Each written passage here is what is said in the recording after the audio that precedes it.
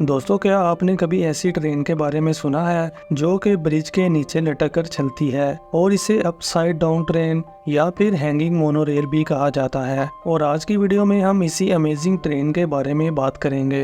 Libra info की videos में एक बार फिर से खुशामदीद। तो नए आने वाले तमाम दोस्तों से रिक्वेस्ट है कि मेरे चैनल को सब्सक्राइब कर लें और साथ ही लगे बेल आइकन को प्रेस कर लें ताकि मेरी आने वाली हर नई इन्फॉर्मेटिव वीडियोस आप तक बआसानी पहुंच सकें। दोस्तों, आपने अपनी ज़िंदगी में देखा होगा कि ज़्यादातर ट्रेन्स ज़मीन पर बने हुए ट्रैक्स पर ही चलती हैं, मगर हैंगिंग मोनोरेल एक यूनिक ट्रांसपोर्ट सिस्टम है जिसमें ट्रेन ज़मीन पर नहीं बल्कि ब्रिज के नीचे लटक कर चलती है और इसका डिज़ाइन आम ट्रेनों से बिल्कुल डिफरेंट होता है। हैंगिंग मोनोरेल का आइडिया सबसे पहले 19वीं सेंचुरी में जर्मन इंजीनियर्स यूजेन लैंगन को आया था। 1880 में यूजेन लैंगन ने एक ऐसा ट्रांसपोर्ट सिस्टम डिजाइन किया जो जमीन पर जगह ना लेता हो और तेज रफ्तार और इफेक्टिव तरीके से शहरी इलाकों में सफर के लिए इस्तेमाल किया जा सके। उन्होंने इस आइडिया को हकीकत में बदल दिया और एक ऐसा डिजाइन तैयार किया जिसमें ट्रेन ट्रैक के नीचे लटकती है। जर्मनी के शहर वोपर्टाल में 1901 में शोएबा बान के नाम से दुनिया का सबसे पहला लटकता हुआ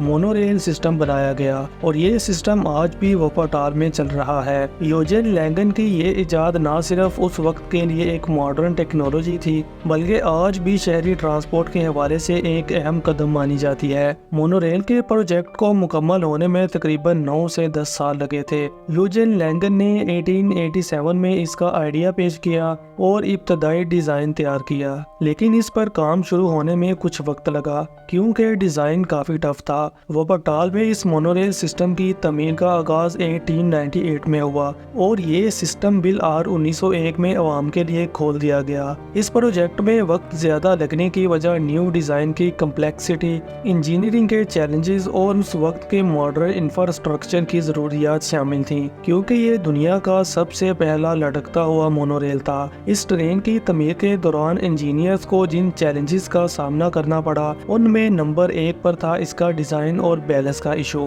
क्योंकि ये एक नया और यूनिक डिजाइन था। इसलिए इंजीनियर्स के लिए सबसे बड़ा चैलेंज ट्रेन के बैलेंस को कायम करना था, क्योंकि आम ट्रेन ट्रैक के ऊपर चलती हैं जबकि मोनोरेल में ट्रेन ट्रैक के नीचे लटक रही होती है, जिससे इसके वजन की तकसीम और ग्रेविटी का दुरुस्त अंदाजा लगाना बहुत ही जरूरी था।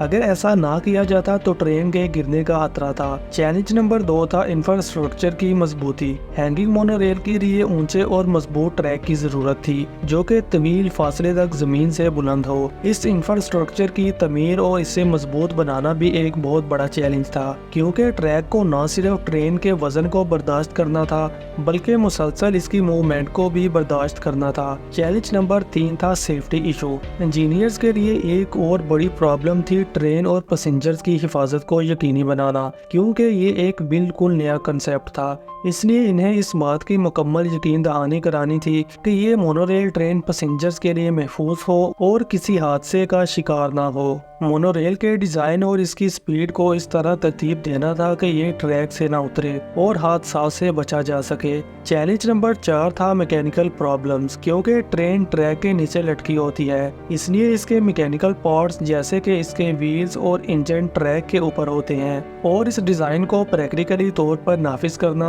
और इस मैकेनिकल सिस्टम को दुरुस्त तरीके से चलाना एक बहुत ही सीरियस अमल था। इंजीनियर्स को ये यकीनी बनाना था कि ट्रैक और व्हील्स का ताल्लुक मजबूत हो ताकि जब ट्रेन चले तो व्हील्स ट्रैक से ना उतरे और ना ही इनकी वजह से कोई और खराबी पैदा हो। चैलेंज नंबर 5, वोपर्टाल के शहर में दरियाओं और पहाड़ी इलाकों की मौजूदगी भी एक चैलेंज था, मगर इंजीनियर्स ने ये काम भी बिल्कुल आसान कर दिया। मगर यहाँ सवाल ये है कि आखिर मोनोरेल ट्रेन का सबसे पहले कौन सा हिस्सा बनाया जाता है? तो दोस्तों, मोनोरेल की तमीर में सबसे पहले ट्रैक्स का इंफ्रास्ट्रक्चर बनाया जाता है, यानी कि सबसे पहले उस इलाके का जायजा लिया जाता है जहां ट्रेन चलनी है और जायजा लेने के बाद वहां मजबूत पिलर्स बनाए जाते हैं और ये पिलर्स जमीन में बहुत ही गहराई तक लगाए जाते हैं ताकि ये ट्रेन के वजन को बर्दाश्त कर सकें। पिलर्स के मुकम्मल होने के बाद इन पर पटरियों को यानी कि ट्रैक्स को लगाया जाता है और ये ट्रैक्स पिलर्स के ऊपर लगाई जाती हैं और इन पर ट्रेन चलती है। मोनोरेल के डिजाइन में इन ट्रैक्स को स्पेशली तौर पर तैयार किया जाता है ताकि ट्रेन इनके नीचे लटक कर आसानी से चल सके। ट्रैक्स को लगाने होने के बाद उस सिस्टम को लगाया जाता है जो ट्रेन को ट्रैक्स के नीचे लटकाए रखता है, जिसे सस्पेंशन सिस्टम कहा जाता है। और आखिरी मरहले में ट्रेन के डिब्बे तैयार किए जाते हैं और इन डिब्बों को ट्रैक के नीचे तरतीब से लगा दिया जाता है।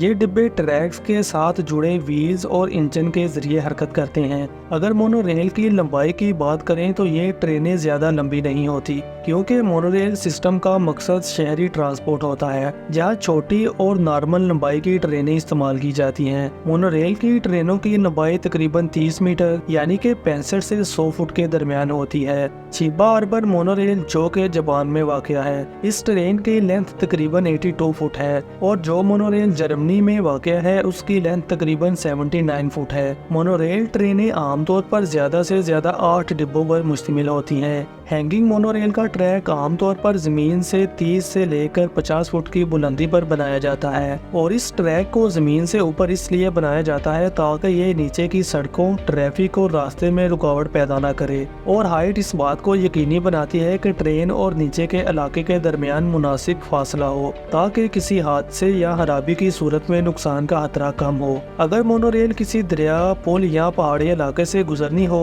तो उसकी हाइट को मजीद बढ़ा दिया जाता है, जैसा कि जर्मनी में वाक़या मोनोरेल बाद मुकामात पर दरिया के ऊपर से गुजरती है, जिसकी हाइट तकरीबन 40 फुट के करीब है। और अगर इसके वजन की बात करें तो इसका वजन तकरीबन 40 टन के करीब होता है, जो कि एयरबस A320 तैयारे के बराबर बनता है। और इस मोनोरेल में तकरीबन 300 पैसेंजर्स ट्रैवल कर सकते हैं। मगर सवाल ये है कि क्या इस ट्रेन के साथ कभी कोई हादसा भी पेश आया है? तो दोस्तों, जर्मनी में वाक़या मोनोरेल के साथ 12 अप्रैल 1999 को एक खतरनाक हादसा पेश आया था। इस हादसे में ट्रेन की मुरम्मत के दौरान एक मेटल क्लम्प गलती से ट्रैक पर रह गया था और जब ट्रेन क्लम्प के ऊपर से गुजरने लगी तो ट्रैक से उतर गई और सीधा नीचे दरियाए वपर में गिर गई। इस हादसे में 5 अफराद मौत के मुंह में चले गए, जबकि दर्जनों अफराद बुरी तरह से इंजर्ड भी हुए थे। अगर देखा जाए तो इस हादसे की वजह इंसानी गलती थी। इसके अलावा 5 अगस्त 2008 को वपरटाल में एक और हादसा पेश आया था, मगर इस हादसे में कोई जानी नुकसान नहीं हुआ था। इसके अलावा चीन में भी मोनोरेल ट्रेन के साथ कुछ हादसा पेश आए थे, मगर इनमें कोई भी जानी नुकसान नहीं हुआ था। इसके अलावा अगर इस ट्रेन की स्पीड की बात करें तो इसकी ज्यादा से ज्यादा स्पीड 60 से 65 किलोमीटर पर आवर है, जो कि शहरी हदूद के लिए एक जबरदस्त स्पीड है। जो भी हो दोस्तों, मगर बनाने वाले ने कमाल की चीज बनाई है। तो जी हाँ दोस्तों, ये तो थी आज की वीडियो। मेरी वीडियो को अपना कीमती वक्त देने के लिए बहुत बहुत शुक्रिया।